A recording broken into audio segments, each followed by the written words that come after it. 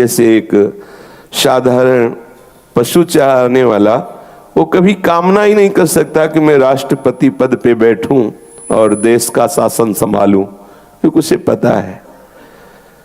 ऐसे ही हमारे हृदय में बैठ गया है, हम गृहस्थ हैं, हम विषयी हैं, हम अमुक हैं, हम अमुक हैं।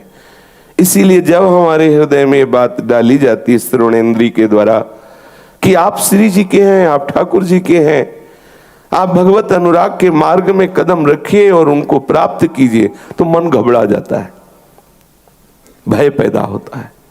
कैसे निर्वाह होगा जीवन? जीवन भर विषय नहीं भोगने, जीवन भर विषय नहीं भोगने, बस घबराहट। यहां उपासक समझे, ये उसकी घबराहट नहीं है, ये उसकी घबराहट है जिसने सदैव तुम्हें घबराहट दी है। ये वो मन, वो विषय इंद्रियां, वो घबरा जाती है। सच्चिदानंद रस की प्राप्ति की बात सुनने पर घबरा जाती है। उस घबराहट को, उस मन की मलिनता को, उस पशुता को अपना मान लेता है और वो घबरा करके परमार्थ के साधन से रहित होना अच्छा समझता है, सुखद समझता है, आनंदवर्धक समझता है। ये अविवेक, ये अविद्या, ये पशुता ही हमें भोगों में लगाए हुए है। जिन भोगों के लिए तुम दुर्लभ मनुष्य शरीर को व्यतीत कर रहे हो, वो तो पशु पक्षी कीट पतिंगा हर योनियों में है। अगर उसमें तृप्ति होती तो न जाने कितने काल से लेकर आज तक आप विषय सेवन ही करते रहे हैं। विश्वास कीजिए, कभी भी कहीं भी किसी को सुख नहीं मिला। सुख मिलता तो हृदय तृप्त हो जाता और निकल पड़ता हृदय से, पायो परम विश्राम, अब कछु नाथ न चाहिए मोरे। नहीं चाहिए प्रभु, प्रभु से कहने लगता है नहीं चाहिए नाथ। अब ये आ गया, भगवत पार्षद स्वरूप जागृत हो गया। अब ब्रह्मा के रचे हुए किसी भी भोग में सामर्थ्य नहीं कि उस विवेकवान भगवत पार्षद स्वरूप उपासक के हृदय में भोग वासना पैदा कर दे। समस्त विषयों में रहते हुए भी वो ज्यों जल में कमल का फूल रहे, ऐसे रहता है। बिल्कुल सत्य समझ लीजिए, एक जन्म आप थोड़ा सा जलन सहने के लिए तैयार हो जाइए। ये चिंतन चल रहा है, उपासक घबराए ना, ये बहुत अनुभव की बात कह रहा हूं। यदि आप जले तो हमारी लाडली जो आपकी जलन बुझाने के लिए बरसेंगी, वो आप उस वर्षा में भीगेंगे तो निहाल हो जाएंगे। फिर हमारी स्वामिनी जी तो दयालुता की, कृपालुता की, मृदुता की समुद्र है, अगाध समुद्र है। वो अपने शरणागत को जलते हुए कैसे देख सकती है?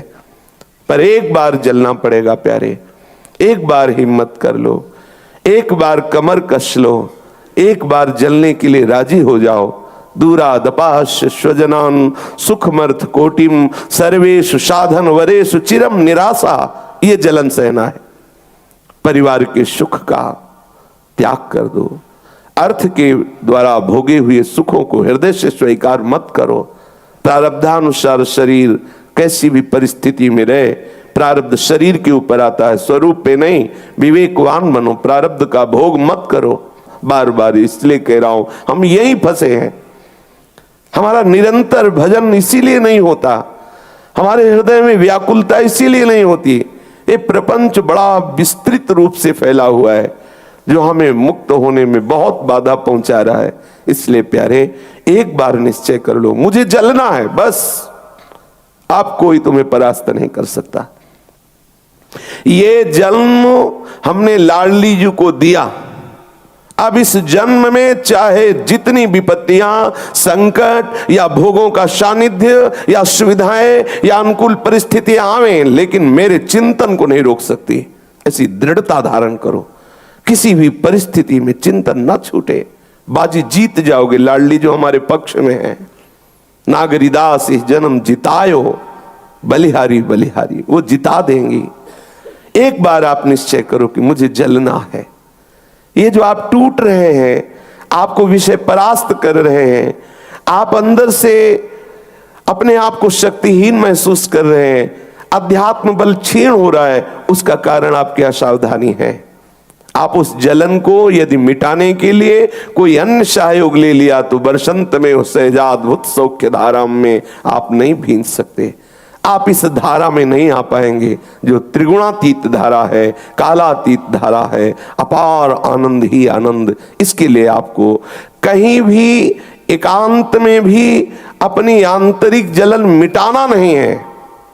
बस ये आप निश्चय कीजिए, मुझे किसी भी विषय से अपने हृदय की जलन नहीं बुझानी, मुझे जलन बढ़ानी है। ये जलन इतनी बढ़ जाए कि मैं जी न पाऊं, असहनीय हो जाए और पुकार पड़ूं, लाडली अब जिया नहीं जा रहा।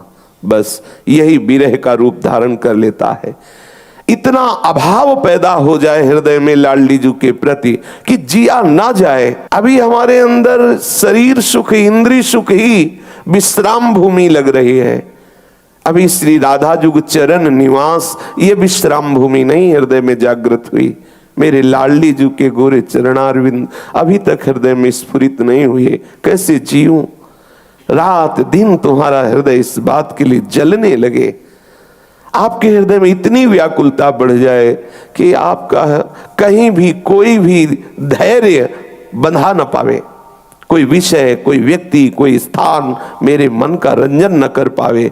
मेरा मन इस ऊंचाई पर चढ़े, किसी भी व्यक्ति के मिलने से, वस्तु के मिलने से, पद प्रतिष्ठा से, भोग से कहीं भी मेरा मन राजी न हो। वो जलता ही रहे। वो तभी राजी हो जब वैद्य संवरिया होए, प्यारे मिले, प्रीतम मिले। विश्वास कीजिए हम यही टूट जाते हैं। कब तक झेलें, कब तक जले? ये क्यों? ये कभी प्रश्न आया तुम्हारे हृदय में? कब तक भोगे? अनंत जन्म बीत गए, वही इस मलमूत्र के भांड शरीर में मैं करके अपना अहम स्थापित करके बराबर उसी को भोगते रहे, उसी को भोगने की फिर चाह। कब तक? कभी ऐसा प्रश्न किया मन से? ये तो प्रश्न आ जाता है कब तक सहूं, लेकिन ये प्रश्न आता है कभी कब तक भोगूं, कब तक इसको भोगूं? हे नाथ अब तो कृपा कर दो, हटाओ इस प्रपंच से। ये हृदय में कभी प्रश्न आता है कब तक? अनादिकाल से जब से सृष्टि रची गई इसी को भोग रहा हूं, आज तक खोज रहा हूं, लेकिन क्या विश्राम मिला? क्या वस्तु मिली? नहीं मिली।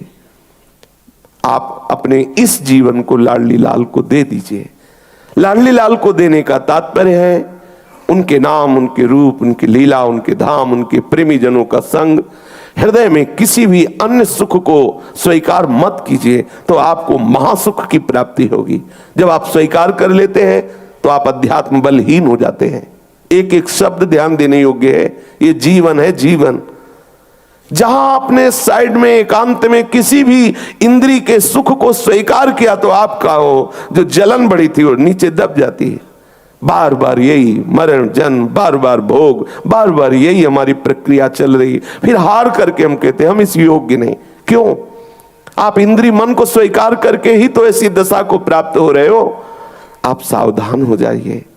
कभी भी साइड से, एकांत में, कभी भी अन्य जगह से आप अपने मन को लगाइए मत, उसको चैन मत लेने दीजिए। यही साधना है, यही सावधानी है। अगर आपने साइड में किसी भी सुख को भोगा तो आपकी जो अंदर जलन बढ़ी थी, वो जो विरह बढ़ने वाला था, जो व्याकुलता बढ़ने, वो बैठ जाएगी।